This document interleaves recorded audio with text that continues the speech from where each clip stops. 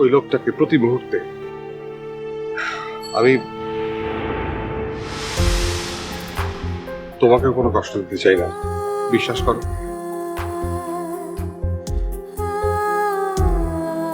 পরে কথা হবে। বাই।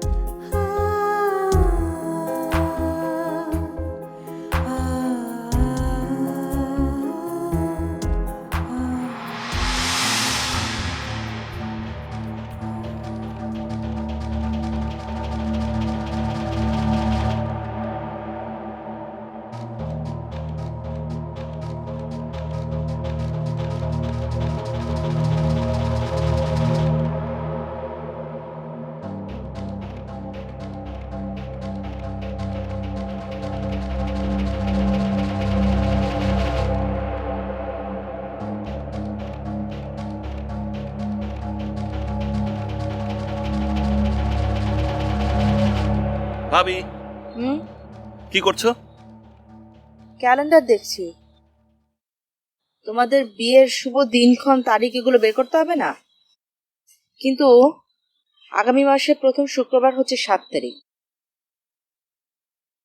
তারপরে হচ্ছে 14। তাহলে ভাবি, আমি বলছিলাম কি, মানে এত খোঁজাখুঁজির কি আছে? মানে শুভ কাজ করতে কি শুভক্ষণ লাগে নাকি?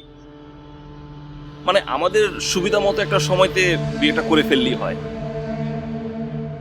আর আগামী মাস তো এখনো যথেষ্ট দূরে, তাই যত দ্রুত সম্ভব আমি। মানে কি, তুমি কি চাইছো এই মাসের ভিতরে তোমাদের বিয়েটা হয়ে যাক? আমার কোনো আপত্তি নেই। মুরব্বীদের আমি বলতে শুনেছি শুভ কাজে নাকি দেরি করতে নেই। আর মুরব্বীদের কথার অবাধ্য হওয়াটাও মনে হয় ঠিক হবে না। না, সেটা ঠিক আছে, কিন্তু একটা বিয়ের জন্য তো প্রস্তুতির দরকার হয়, কত আয়োজন। এত অল্প সময়ের ভিতরে কি সম্ভব? আহা, এত আয়োজনের কি আছে? তাছাড়া আমি নিজেও চাই না আমার বিয়েতে এত বেশি আয়োজন হোক। মানে ছিমছাম নিজেদের মতো করে একটা ছোটখাটো অনুষ্ঠান করলেই মনে হয় ভালো হয়। আর আমি বলছিলাম কি, মানে আগে আমাদের বিয়ে শাদিটা হয়ে যাক,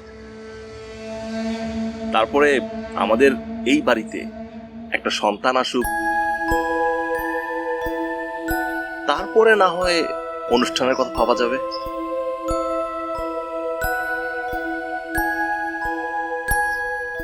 হ্যাঁ, এটা তুমি ঠিক বলেছ। তাহলে কবে তুমি বিয়ের প্ল্যানটা করতে চাও? আমার তো কালকে বিয়ে হলো, কোনো আপত্তি নেই। কালকেই? কালকে হোক অথবা পরশু হোক, আমার কোনো আপত্তি নেই। মানে আমি বলতে চাচ্ছিলাম যে যত দ্রুত হয়ে যায় ততই ভালো। এখন ভাইয়ার সাথে যদি আলাপটা। তোমার ভাইয়ার সাথে কথা বলে কোনো লাভ নেই, যা ডিসিশন ওই আমাকেই নিতে হবে। কিন্তু সেটার জন্য তো শপিং করতে হবে।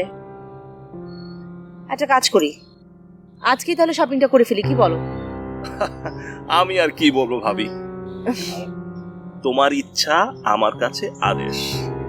তাহলে তুমি ইভানাকে গিয়ে বলো ঝটপট রেডি হয়ে নিতে, আমরা একসাথে শপিং এ যাব। ঠিক আছে ভাবি। আর তুমিও রেডি হয়ে নাও, আমি তাড়াতাড়ি শাওয়ারটা নিয়ে নিই।